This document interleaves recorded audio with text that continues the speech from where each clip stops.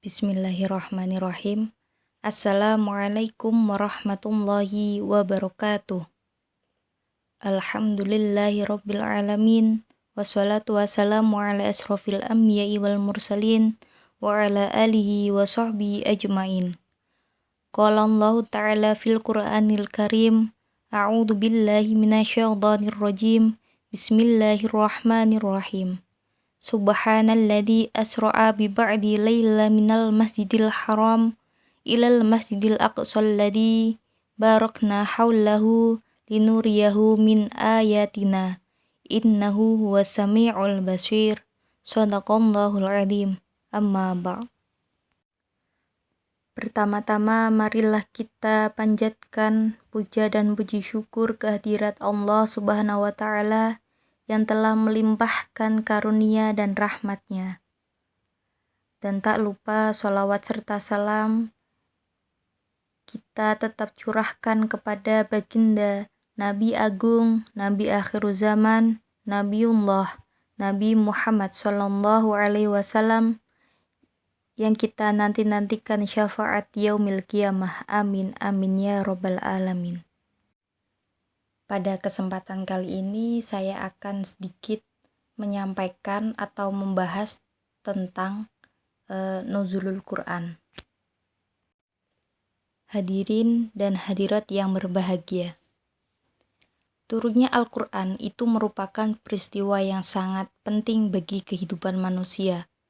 Karena dengan Al-Quran seorang dapat keluar dari gelapnya kebodohan atau zumatil jahli kepada ketinggian ilmu, pengetahuan, dan ma'rifah atau ufukil ilmu wal ma'rifah, dari gelap gulita kekafiran menuju cahaya kebenaran, yaitu dinul Islam. Kitab suci Al-Quran itu pertama kali diturunkan di bulan Ramadan, tepatnya pada tanggal 17 Ramadan.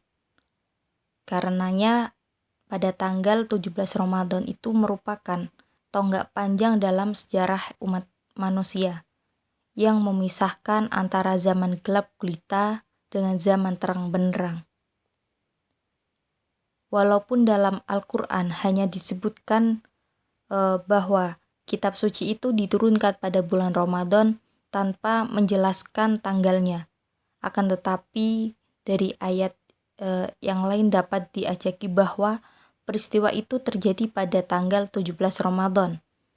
Ayat yang dimaksud yaitu surat Al-Anfal ayat 41, yang artinya kami turunkan Al-Quran kepada hamba kami pada hari Furqan, yaitu di hari bertemunya dua pasukan. Kalimat yaumul taqa jam'an, yaitu pada hari kedua golongan bertemu, yang terdapat pada ayat tersebut maksudnya yaitu permulaan peperangan Badar antara kaum musyrikin dengan kaum muslimin. Peristiwa itu terjadi pada malam tanggal 17 Ramadan. Hadirin hadirat yang berbahagia. Peristiwa bersejarah itu menjadi garis perintah antara zaman jahiliyah dengan zaman ilmu pengetahuan, yang sekaligus memisahkan antara yang hak dan yang batil, antara kezoliman dengan keadilan, antara kekacauan dengan ketertiban. Adapun wahyu pertama yang diturunkan kepada Nabi Muhammad SAW yaitu Al-Quran surat Al-Alaq ayat 1-5. A'udzu billahi minasyaitonir rajim. Bismillahirrahmanirrahim. Iqra' bismi rabbikal ladzi khalaq. Khalaqal insana min 'alaq. Iqra' wa rabbukal akram. Alladzi 'allama bil qalam. 'Allamal insana ma lam ya'lam. Yang artinya bacalah dengan menyebut nama Tuhanmu yang menciptakan. Dia telah menciptakan manusia dari segumpal darah. Bacalah, dan Tuhanmu lah yang maha mulia, yang mengajar manusia dengan pena. Dia mengajarkan manusia apa yang tidak diketahuinya. Al-Quran Surat Al-Alaq ayat 1-5.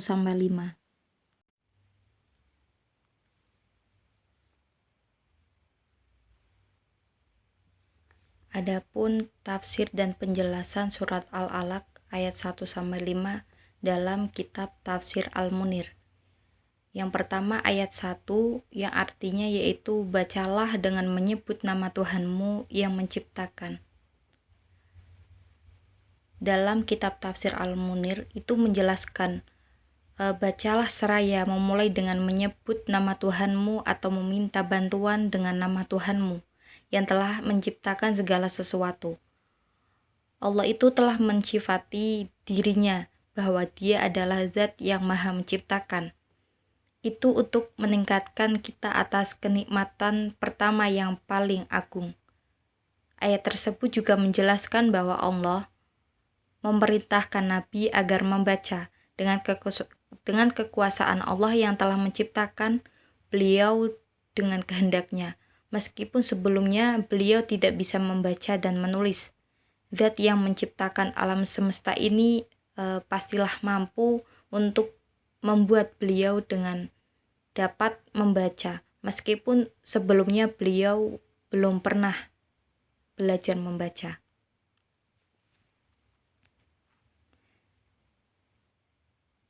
Selanjutnya surat Al-Alaq ayat kedua yang artinya Dia telah menciptakan manusia dari segumpal darah. Maksudnya yaitu Dia telah menciptakan anak Adam dari segumpal darah, beku yang disebut dengan alaqah, yang merupakan salah satu tahapan dalam pembentukan janin. Janin pertama kali berupa nutfah atau sperma, kemudian dengan kuasa Allah, ia berubah menjadi alaqah atau segumpal darah, kemudian menjadi segumpal daging, dan kemudian terbentuklah tulang belulang, daging, dan akhirnya menjadi manusia seutuhnya. Terus ada ayat ketiga yang artinya bacalah dan tumbuhlah. Bacalah dan Tuhanmu lah yang maha mulia. Maksudnya itu kerjakanlah perintah untuk membaca, dan Tuhanmu lah yang memerintahkanmu untuk membaca. Dia Zat yang maha dermawan. Di antara wujud kedermawaannya adalah membuatmu bisa membaca sekalipun kamu buta huruf. Kata Iqra atau bacalah senantiasa diulang-ulang untuk tujuan menguatkan, karena sejatinya bacaan itu tidak akan terrealisasi melainkan dengan terus mengulang.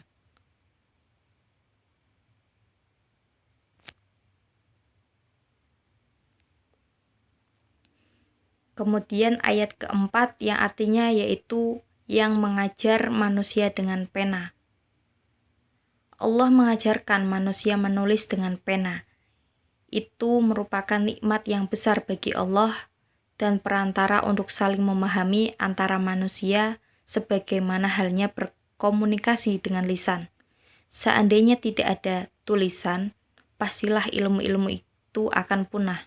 Agama tidak akan terbekas, kehidupan pun tidak akan baik, dan aturan tidak akan stabil.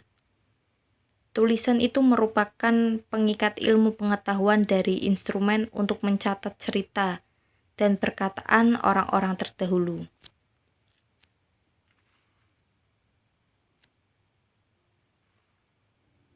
Selanjutnya itu ada ayat ke-5 yang artinya Dia mengajarkan manusia apa yang tidak diketahuinya. Allah Subhanahu wa Ta'ala mengajari manusia banyak yang belum diketahui dengan pena. Wahai Nabi, tidaklah mengherankan Allah mengajarimu membaca dan berbagi ilmu pengetahuan agar bermanfaat bagi umatmu. Dalam sebuah hadis Nabi Muhammad SAW pernah bersabda, Man amila bima warasahullahu ilma malam yakul ya'lam. Ya, artinya barang siapa yang mengamalkan ilmunya, maka Allah akan memberinya ilmu mengenai apa yang belum ia ketahui.